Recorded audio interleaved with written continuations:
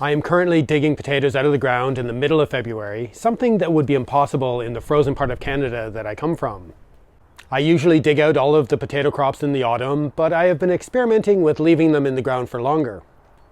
I feel that I can do this as the soil I grow in drains fairly well, and I can usually dig without the soil becoming too sticky, as long as it hasn't rained a lot in recent days. We have had a few hard frosts this winter and a few days with snow and freezing conditions, but most of the tubers are deep enough underground to not be affected.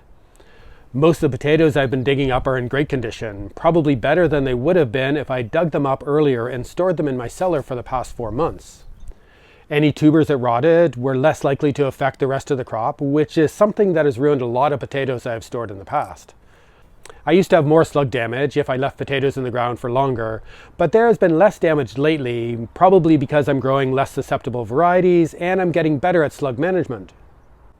If we get really wet weather, then this in-ground storage method would be more of a problem, but simply covering the whole bed with a tarp to keep off the rain would make digging a lot easier and less of an issue.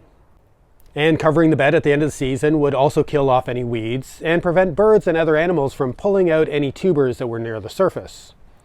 Overall, this ground storage has been a useful option for me, and I really like to be able to harvest the potatoes when I need them, to spread out this work over a longer period. The biggest problem is probably going to be when the soil starts to warm up and the buried potatoes start to sprout and grow, and they will become much more difficult to dig out.